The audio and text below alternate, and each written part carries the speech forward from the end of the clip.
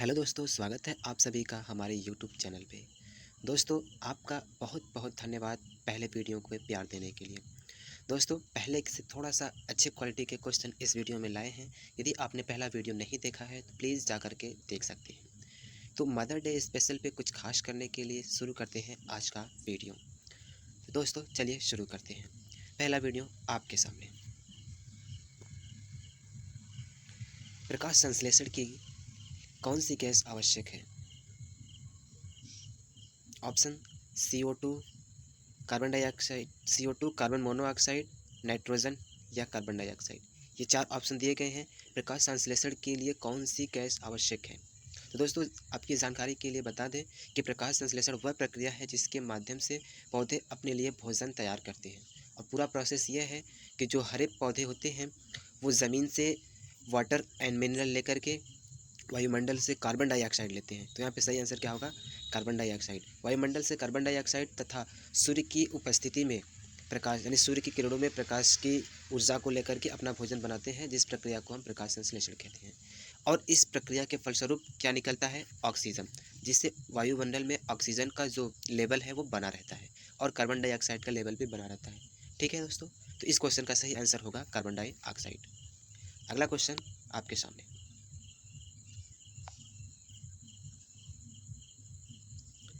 चटका हुआ कांच चटकीला प्रतीत होता है। तो दोस्तों, आपने देखा होगा यदि कोई कांच चिटक जाए, बीच में हल्का सा फूट जाए या चिटक जाए तो वो चमकने लगता है। ऐसा क्यों होता है? इसका कारण क्या है? ये आपको बताना है। 4 ऑप्शन आपके पास है। अपवर्तन के कारण, परावर्तन के कारण, व्यतिकरण के कारण या पूर्ण आंतरिक परावर्तन के कारण। दोस्तों, आप कक्षा 9 में या कक्षा 10 में पढ़े होंगे, या यदि तैयारी कर रहे होंगे तो उसमें आप बार-बार पढ़ते होंगे। लाइट का या प्रकाश का क्वेश्चन है। तो वह कौन सी प्रोसेस है जिसके कारण चटका हुआ कांच हमें चमकीला दिखाई देता है? तो इसका सही आंसर क्या होगा? पूर्ण आंतरिक परावर्तन। दोस्तों, पूर्ण आंतरिक परावर्तन में क्या होता है? जब कोई प्रकाश की किरण किसी सघन माध्यम से विरल माध्यम में प्रवेश करती है, तो वह क्रांतिक मतलब कोई प्रकाश की किरण जब सघन माध्यम से विरल माध्यम में प्रवेश करती है, तो वह विरल माध्यम में ना जाकर के पुनः सघन माध्यम में वापस लौट आती है। तो इस घटना को हम कहते हैं पूर्ण आंतरिक परावर्तन। और यह कब संभव है? जब इस आपतन कोण का मान क्रांतिक कोण से अधिक होता है। अब क्रांतिक कोण क्या होता है? तो क्रांतिक कोण वह मान होता है जिसमें जिसके लिए अपवर्तन कोण का मान 90 अंश से अधिक हो। दोस्तों, इसको डिटेल में समझने के लिए कक्षा 10 की पुस्तक में आप पढ़ सकते हैं, या फिर थोड़ा-सा हम इसमें अगर विशेष ध्यान दें, तो मान लीजिए ये हमारा क्या है, कोई मतलब कोई सीमा है जिसके नीचे क्या है हमारा, एक सघन माध्यम है। यहाँ से कोई एक अभिलंब खींच लेते हैं हम, ये अभिलंब मान लीजिए हो गया, और यहाँ से कोई प्रकाश की किरण जा रही है। तो जो प्रकाश की किरण सघन माध्यम से विरल माध्यम में जाती है, तो वो क्या अभिलंब से दूर हटती है। ठीक है? ये तो सीधे चली गई, दूर हटेगी, जिससे हमें क्या होगा? ये अपवर्तन कोण होता है। धीरे-धीरे जैसे-जैसे हम इस आपतन कोण का मान बढ़ाते हैं, वैसे ही क्या अपवर्तन कोण का मान बढ़ता है, और एक ऐसी स्थिति आती है कि हमारा अपवर्तन कोण 90 अंश हो जाता है, और हल्का सा मान बढ़ाने पर आपतन कोण का और अपवर्तन कोण का मान 90 अंश से अधिक होता है, और उस माध्यम में ना जाकर के पुनः सघन माध्यम में लौट आती है। ठीक है? तो यही प्रोसेस क्या कहलाता है? पूर्ण आंतरिक परावर्तन। अपवर्तन जानते हैं, एक माध्यम से दूसरे माध्यम में कोई प्रकाश की किरण पहुँचती है, तो वह अपने वास्तविक मार्ग को बदल देती है, यानी क्या करती है? वह मार्ग से विचलित हो जाती है। परावर्तन भी आप जानते होंगे, जब प्रकाश की किरण किसी माध्यम से टकरा करके पुनः उसी माध्यम में वापस आ जाती है, तो यह परावर्तन हो जाता है। ठीक है? जैसे कि इसमें कि परावर्तन था, दोनों लगभग सेम है, बस इसमें क्या है, माध्यम अलग-अलग हैं, और इसमें प्रकाश इस माध्यम में नहीं जाती। व्यतिकरण, व्यतिकरण आपने 12 में पढ़ा होगा। व्यतिकरण जब कोई प्रकाश की किरण किसी पतले छिद्र से प्रवेश करती है, तो उसमें क्या फ्रिंजें बनती हैं। ये हाई लेवल की चीज़ें हैं, आप 12 में पढ़ेंगे। ऐसा भी क्वेश्चन अभी नहीं आया है, अभी आने की संभावना होगी, तो हम आगे बताएंगे अगले वीडियो में। ठीक है? तो दोस्तों, इसका सही आंसर क्या होगा? पूर्णांतरिक परावर्तन। अगला क्वेश्चन आपके सामने। भोपाल गैस त्रासदी के लिए उत्तरदायी प्रमुख प्रदूषक कौन सा है? दोस्तों, आपने सुना होगा, बहुत कुछ वर्ष पहले भोपाल में एक गैस लीक किया था, जिसके कारण अनेकों जान जान की हानि हुई थी और त्रासदी हुई थी। वह किस गैस के लीक होने के कारण हुई थी, ये हमसे पूछा जा रहा है। क्लोरोफ्लोरोकार्बन, CFC ऑप्शन है, ब्रोमीन, BR, मिथाइल आइसोसाइनेट या फिर क्लोरीन, ये हमसे पूछा है। तो इसका सही आंसर क्या होगा? दोस्तों, इसका सही आंसर होगा मिथाइल आइसोसाइनेट। ये अक्सर एग्जाम में पूछे जाते हैं, जो एग्ज़ाम की तैयारी करते हैं उन्हें हमेशा ये याद रहता है। ठीक है? तो इसका सही आंसर मिथाइल आइसोसाइनेट। और एक बार बार क्वेश्चन पूछा जाता है CFC, बहुत इंपॉर्टेंट है, जो हमारा ओजोन लेयर है उसमें बहुत हानिकारक है CFC गैस है, जो रेफ्रिजरेटर से निकलता है। ब्रोमीन के बारे में जानते हैं, तो ब्रोमीन क्या है, एक हमारा कमरे के ताप पे द्रव अवस्था में पाए जाने वाला अधातु है। और द्रव अवस्था में पाए जाने वाले धातु की बात करेंगे तो वह पारा हो जाएगा, मरकरी, Hg। ठीक है दोस्तों, आते हैं अगले वीडियो पे, अगले क्वेश्चन पे। अगला क्वेश्चन ये रहा, खतरे का सिग्नल लाल बनाया जाता है, कारण क्या है, लाल रंग का प्रकीर्णन सबसे कम होता है। यानी यह प्रश्न है, इसमें दो आपको क्या दिया, कथन दिया गया है। अब इस कथन को पढ़ करके हमें यह ज्ञात करना है ये कथन सही है या नहीं। खतरे का सिग्नल लाल बनाया जाता है, ये तो ठीक है, बनाया जाता है, हमने देखा होगा। अब क्यों बनाया जाता है, इसका कारण दिया है, लाल रंग का प्रकीर्णन सबसे कम होता है, ये इसका कारण दिया है। दोस्तों ये दोनों कथन बिल्कुल सही है। अब देखते हैं ऑप्शन में क्या दिया है, ए तथा आर दोनों सही है, यहाँ तक तो ठीक है। आर ए की व्याख्या है, हाँ बिल्कुल ये सही आंसर हमें मिल जाए। आते हैं अगले क्वेश्चन पे, निम्न में सुमेलित नहीं है, यहाँ पे मिलान करना है और जो गलत मिलान है उसको टिक लगाना है। यहाँ पे कुछ यंत्र दिए गए हैं और उस यंत्र के उपयोग दिए गए हैं जिसका मिलान करना है। एनीमोमीटर, एनीमोमीटर से वायु की चाल मापी जाती है, हाँ ये सही है, मापी जाती है। ऑमीटर, ऑमीटर से विद्युत धारा मापी जाती है, बिल्कुल सही है, ये भी मापा जाता है। टैक्यूमीटर से दाबांतर मापा जाता है, नहीं, ये बिल्कुल गलत है। पायरोमीटर, पायरोमीटर से उच्च दाब मापा जाता है, पिछले वीडियो में एक क्वेश्चन आया था जिसमें हमने इसके गहन अध्ययन किया था। तो इसका सही आंसर क्या होगा इस क्वेश्चन का, टैक्यूमीटर, दाबांतर, दाबांतर नहीं मापते हैं इसे। ठीक है, आते हैं अगले क्वेश्चन पे, पर्यावरण संरक्षण के लिए कौन सी अंतर्राष्ट्रीय एजेंसी कार्य कर रही है, यानी कौन सी ऐसी एजेंसी है जो पर्यावरण पर विशेष तौर पे कार्य करती है। ठीक है, ऑप्शन दिया है नासा, UNO, ग्रीन पीस या चिपको आंदोलन।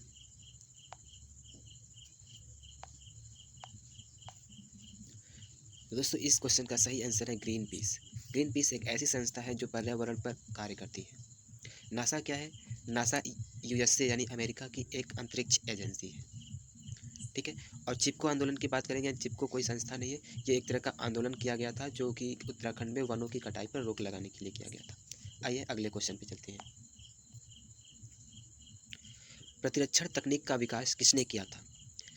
दोस्तों प्रतिरक्षण तकनीक क्या होता है इसे जानते हैं, यानी वह तकनीक जिससे हम किसी भी जीवित प्राणियों की प्रतिरक्षा करने की पावर को बढ़ा सके, यानी कह सकते हैं इम्यून सिस्टम को बढ़ाने की जो तकनीक है उसका विकास किसने किया था।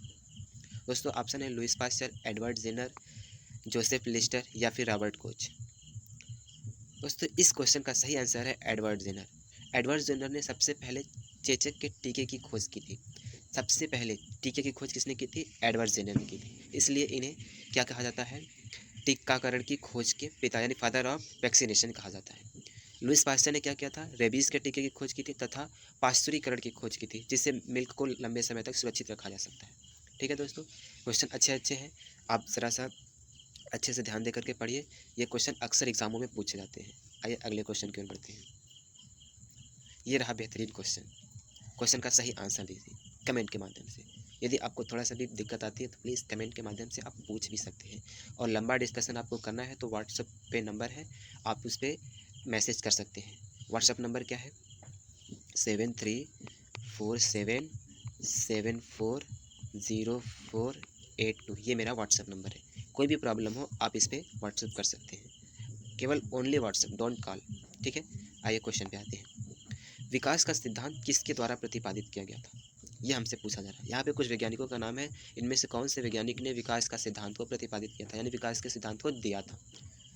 लुईस पास्चर, अभी इसके बारे में हमने पिछले क्वेश्चन में पढ़ा था कि पास्चर ने क्या किया था, रेबीज़ के टीके की खोज की थी और पाश्चुरीकरण की खोज की थी। अरस्तु, अरस्तु एक ऐसा नाम है जिन्हें हम जीव विज्ञान के जनक के रूप में जानते हैं। और मेंडल की बात करेंगे तो मेंडल को अनुवांशिकी का पिता कहा जाता है, और इस क्वेश्चन का सही आंसर होगा डार्विन। डार्विन और लैमार्क नाम के दो साइंटिस्ट हैं जिन्होंने विकास के सिद्धांत पर काफ़ी काम किया था, और लैमार्कवाद को डार्विनवाद ने क्या किया था, थोड़ा सा निरस्त कर दिया। कह सकते हैं लैमार्कवाद वहाँ पे असफल हो गया जब डार्विनवाद आया था। ठीक है, तो यहाँ पे बेहद इंपॉर्टेंट क्वेश्चन है, ऑप्शन बेहद महत्वपूर्ण है। यदि ऑप्शन को लेकर के हम पढ़ते हैं तो भी हमारा क्या एक क्वेश्चन से 3-4 क्वेश्चन तो तैयार होंगे ही होंगे। ठीक है दोस्तों। तो मेंडल को आनुवंशिकी का पिता कहा जाता है, ग्रेगर जॉन मेंडल। इन्होंने आनुवंशिकता की खोज के लिए सबसे पहले मटर के पौधे की क्या की थी, परीक्षण की थे। ठीक है, आते हैं अगले क्वेश्चन पे। अगला क्वेश्चन आपके सामने, उर्वरक के अत्यधिक प्रयोग से होता है। दोस्तों हम सभी जानते हैं यदि उर्वरक का अत्यधिक प्रयोग करें तो हमें हानि होती है। अब किस प्रकार की हानि होती है ये ऑप्शन में दिया है, हमें टिक करना है। दोस्तों ये सभी क्वेश्चन पूछा गया है, आप इसको लाइटली ना लें, सीरियस होकर के पढ़ाई करें ताकि हम अपने शब्दों को, अपने इच्छाओं को या फिर अपने सपनों को पूरा कर सकें। उर्वरक के अत्यधिक प्रयोग से क्या होता है, कौन सा प्रदूषण होता है? ऑप्शन है मृदा प्रदूषण, जल प्रदूषण, वायु प्रदूषण या सभी। तो दोस्तों इस क्वेश्चन का सही आंसर होगा उपयुक्त सभी।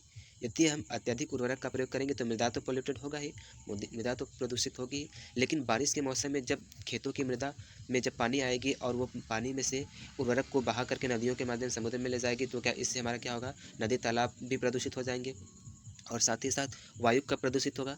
जैसे कि हमारा क्या कोई वायु प्रदूषित होगा ऐसे कि हमने क्या किया, अत्यधिक उर्वरक का प्रयोग किया, जिससे क्या होगा कि पौधे प्रकाश संश्लेषण के माध्यम से क्या किया कि अनेक प्रकार के विषैले गैस देने प्रस्तुत कर देंगे, जिससे हमारा वायुमंडल भी प्रदूषित हो जाएगा, वह अन्य तरीकों से भी प्रदूषित होगा। ठीक है, आइए अगले क्वेश्चन पे आते हैं। निम्न में सुमेलित नहीं है। यहाँ पर भी थोड़ा सा अच्छा क्वेश्चन है और ऐसा क्वेश्चन एक क्वेश्चन को लगाने से कम 5-6 क्वेश्चनों का रिवीजन हो जाता है। आते हैं क्वेश्चन पे, ऑप्शन के थ्रू लगाएंगे, यदि जानकारी होगी तो हम क्या कर सकते हैं, इल्यूमिनेट करके क्वेश्चन को सही कर सकते हैं, भले हमें क्वेश्चन ना आता है। मान लीजिए अगर हम ऑप्शन को देखें, एडवर्ड जेनर, हमने अभी पीछे ही किया था, एडवर्ड जेनर ने क्या किया था, चेचक के विरुद्ध टीकाकरण की खोज की थी, ये तो सही है। पूछा क्या है, सुमेलित नहीं है। अलेक्जेंडर फ्लेमिंग, दोस्तों ये भी एक टीका है, मतलब ये भी एक साइंटिस्ट है जिन्होंने क्या पेनिसिलिन की खोज की थी। पेनिसिलिन क्या है, एक एंटीबायोटिक है, दवा है, मेडिसिन है। जॉन ई साल्क भी एक साइंटिस्ट है जिन्होंने पोलियो के वायरस की खोज की थी। यानी सभी क्या है, जो साइंटिस्ट है जिन्होंने क्या थी, टीकाकरण की खोज की थी। लेकिन जोसेफ लिस्टर एक ऐसे साइंटिस्ट है जिन्होंने कुछ रोग का खोज नहीं किया था। ठीक है, तो यहाँ पे हमारा सही आंसर क्या होगा, सही आंसर बिल्कुल ये पहला सही आंसर होगा। इस क्वेश्चन का सही आंसर जोसेफ लिस्टर ने कुछ रोग का क्वेश्चन नहीं किया था। हम क्या करेंगे, एलिमिनेट करके ऐसे क्वेश्चनों को सॉल्व कर लेंगे और एक क्वेश्चन से 3-4 क्वेश्चन बना लेंगे। ठीक है, अगर आपको वीडियो अच्छा लग रहा है तो प्लीज़ लाइक, शेयर और कमेंट ज़रूर करें। आइए अगले क्वेश्चन पे चलते हैं। निम्न में कौन सा पादप हार्मोन्स है? दोस्तों जैसे हमारे शरीर में हार्मोन्स अनेक तरह के कार्य करते हैं, उसी प्रकार पौधों में भी अनेक प्रकार के हार्मोन्स होते हैं। जैसे कि पौधों को बढ़ाने के लिए अलग हार्मोन्स का काम करता है, फलों को पकाने के लिए, फलों को बढ़ने के लिए और प्रतिरोधी के लिए अलग अलग हार्मोन्स होते हैं। तो हमसे पूछा है इन 4 हार्मोन्स के नाम दिए हैं, इनमें कौन सा हार्मोन प्लांट हार्मोन्स यानी पौधे में पाया जाता है? तो दोस्तों इंसुलिन, पहला ऑप्शन है इंसुलिन। इंसुलिन एक ऐसा हार्मोन्स है जो मानव में पाया जाता है, ह्यूमन में पाया जाता है और ये कहाँ से निकलता है, पैनक्रियाज अग्नाशय से निकलता है, जो ब्लड में ब्लड में शर्करा की मात्रा को नियंत्रित करता है। इसके ना निकलने से मधुमेह नामक रोग हो जाता है। अगला आता है साइटोकाइनिन। साइटोकाइनिन ही हमारा क्या है, पादप हार्मोन्स है। इसका सही आंसर साइटोकाइनिन होगा। एस्ट्रोजन की बात करें तो एस्ट्रोजन फीमेल में निकलने वाला एक सेक्स हार्मोन्स है। ठीक है, थायरॉक्सिन की बात करें तो थायरॉक्सिन एक थायराइड ग्रंथि से निकलने वाला हार्मोन्स है, जो प्राय ये सभी तीनों क्या है, ह्यूमन में पाए जाने वाले हार्मोन्स है। आते हैं अगले क्वेश्चन पे। अगला क्वेश्चन बहुत इंपॉर्टेंट है, निम्नलिखित में कौन सी हरित गैस नहीं है? दोस्तों हरित गैस एक विशेष रोल अदा करती है हमारे वायुमंडल में और इसी के कारण हमारी पृथ्वी का तापमान लगातार बढ़ता जा रहा है। तो दोस्तों हरित गैस क्या होती है, इसको पहले जानते हैं। यानी कि हमारे वायुमंडल में गैसों का ऐसा समूह जो पृथ्वी को चारों तरफ से घेरे हुए हैं, पृथ्वी को चारों तरफ से घेरे हुए हैं और ये काम क्या करती हैं, जैसे सूर्य से कोई प्रकाश की किरण आती है तो वे प्रकाश की किरणों को आने तो देती है, लेकिन परावर्तन के पश्चात इन्हें वापस नहीं जाने देती है, जिससे पृथ्वी का तापमान लगातार बढ़ता रहता है। ठीक है, तो इन गैसों में कौन सी गैस है जो कि हरित गैस नहीं है, ये हमें बताना है। तो दोस्तों हरित गैसों के नाम याद करने के लिए आप छोटा सा ट्रिक बता देते हैं। जैसे कहते हैं मीना का जलवा, मीना मी से मतलब मीथेन हो जाएगा, जिसको बोलते हैं CH4, ना से नाइट्रस ऑक्साइड, का से कार्बन डाइऑक्साइड, ज से जलवाष्प। ठीक है, और भी जैसे CFC हो जाएंगे, और भी गैसें हैं, लेकिन अगर इस ट्रिक से याद करेंगे तो 4-5 गैसों के नाम तो याद ही हो जाएंगे। क्या बताया, मीना का जलवा। तो इस क्वेश्चन में हमें क्या पूछा है, कौन सी गैस ग्रीन हाउस गैस नहीं है? तो कार्बन डाइऑक्साइड बिल्कुल है ग्रीन हाउस गैस, मीथेन भी है, नाइट्रस ऑक्साइड भी है। इस क्वेश्चन का सही आंसर क्या हो जाएगा, ये हमें बताना है। तो इस क्वेश्चन का सही आंसर नाइट्रोजन होगा। नाइट्रोजन ग्रीन हाउस गैस में नहीं पाया जाता है। ठीक है दोस्तों, आइए अगले क्वेश्चन पे चलते हैं। किसी तारे के रंग का पता चलता है उसके, यानी किसी तारे का जो रंग होता है उसके किस किस प्रभाव के कारण मालूम चलता है। यानी कोई तारा है तो इस रंग का दिख रहा है, मालूम नीला दिख रहा है या लाल दिख रहा है, तो क्यों दिख रहा है, उसमें क्या कारण है, ये हमें मालूम करना है। मतलब ये हमें क्या बताना है कारण। अब सही ऑप्शन क्या होगा इसका, बताइए। ऑप्शन है भार के कारण तारे का रंग होता है, या उसके आकार के कारण तारे का रंग होता है, या ताप के कारण, या दूरी के कारण। दोस्तों इसका सही आंसर दीजिए। तो दोस्तों इस क्वेश्चन का सही आंसर होगा ताप के कारण। किसी तारे का रंग ताप के कारण निश्चित होता है। अत्यधिक ताप होगा तो उसका रंग नीला हो जाएगा, और कम ताप होगा तो उसका रंग लाल हो जाएगा।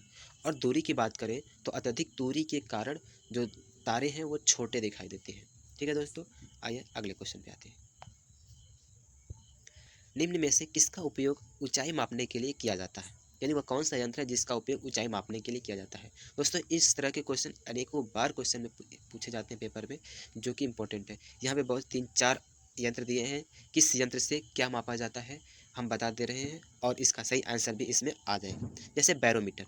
बैरोमीटर एक ऐसा यंत्र है जिसकी मदद से हम वायु दाब मापते हैं, यानी वायु का दाब मापने के लिए किसका प्रयोग करते हैं, बैरोमीटर का प्रयोग करते हैं। अल्टीमीटर। अल्टीमीटर का बात करें तो अल्टीमीटर की बात करेंगे तो ये किससे क्या मापते हैं, ऊंचाई मापते हैं, ऊंचाई ही पूछा है। हाइड्रोमीटर। हाइड्रोमीटर की बात करें तो हाइड्रोमीटर वायु में उपस्थित सांद्रता को मापता है। ठीक है दोस्तों, आइए अगला क्वेश्चन पे चलते हैं। निम्न में से किसकी ऊष्माधारिता अधिक है। दोस्तों यहाँ पे एक ऊष्मा यानी हीट से संबंधित क्वेश्चन आया है फिजिक्स का, इसका सही आंसर दीजिए। कुछ ऐसे यहाँ पे द्रव्य दिए गए हैं, इस किसकी ऊष्माधारिता अधिक है ये हमें बताना है।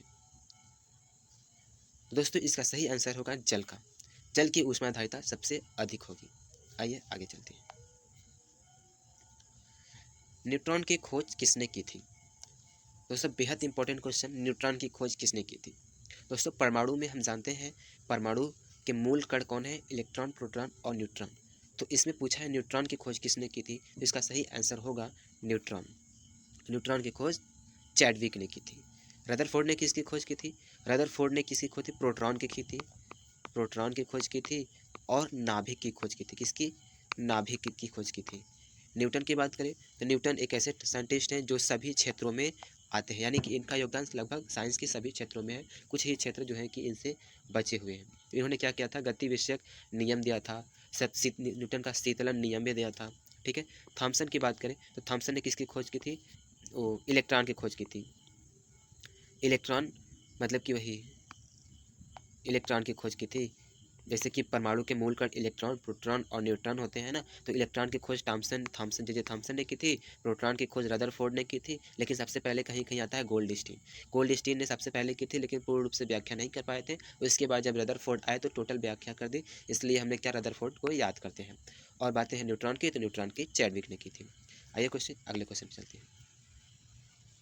हाइड्रोजन बम किस सिद्धांत पर काम करता है। यानी दोस्तों आपने पढ़ा होगा कुछ ऐसे भी तत्व होते हैं जो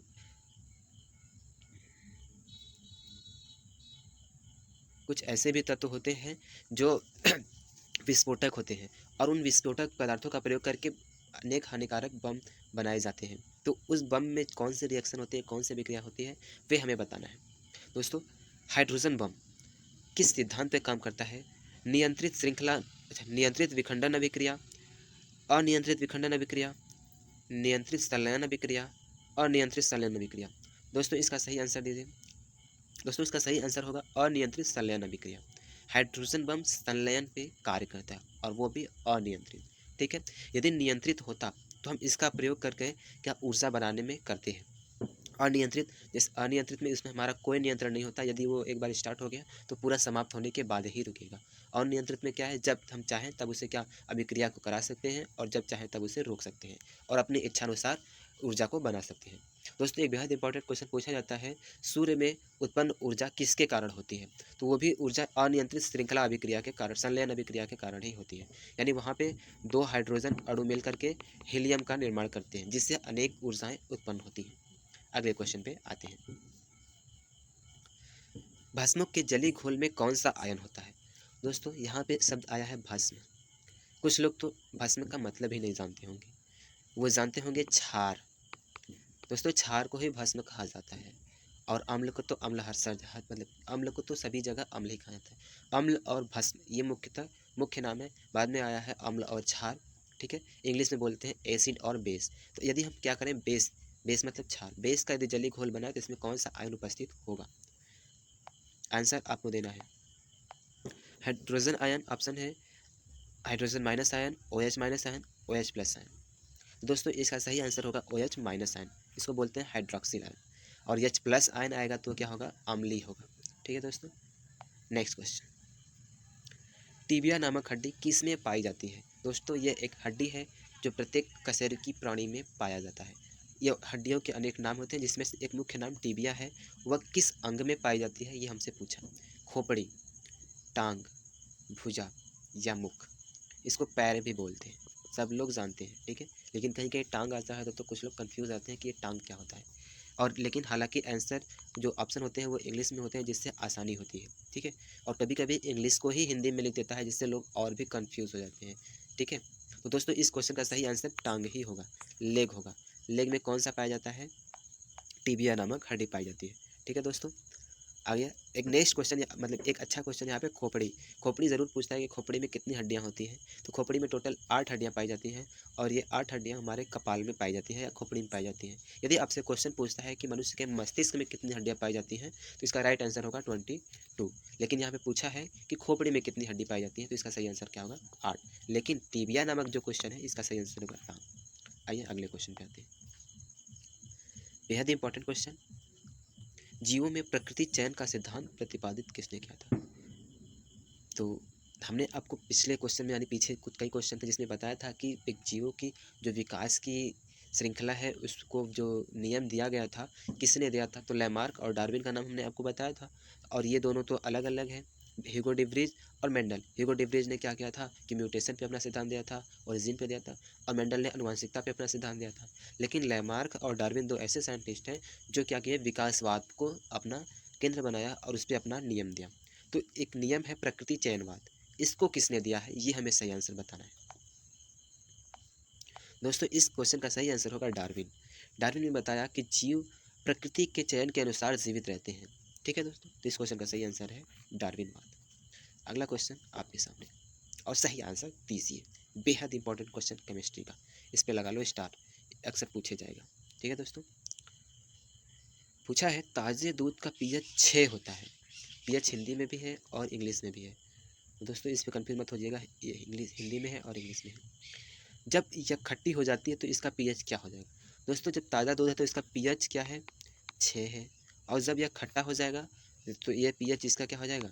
और अम्लीय हो जाएगा। हम जानते हैं जो पीएच पैमाना था इसको सोरेनसन ने दिया था, और इसमें क्या, जब कोई पीएच मान 7 से कम होता है तो वह क्या होता है? अम्लीय होता है। 7 से अधिक होता है तो वह क्षारीय होता है, और 7 होता है तो उदासीन होता है। यहाँ ताज़े दूध की बात की जा रही है, इसका पीएच 6 है तो यह भी अम्लीय है लेकिन हल्का अम्लीय है। लेकिन जैसे ही जब यह खट्टा हो जाएगा तो ज़्यादा अम्लीय हो जाएगा। इसका मतलब कि इसका पीएच क्या होगा? 6 से कम हो जाएगा। तो यहाँ पे पहला ऑप्शन 6 से अधिक गलत हो जाएगा। वही रहता है अर्थात 6, अच्छा वही रहता है अर्थात 6, ये भी गलत हो जाएगा। 6 से सॉरी ये हमारा जो पहला क्वेश्चन है इसका मतलब है कि जो इधर एच प्लस रहेगा यानी हाइड्रोजन जो पीएच है 6 से कम रहेगा, यही सही आंसर है, और बाकी ये सब गलत है।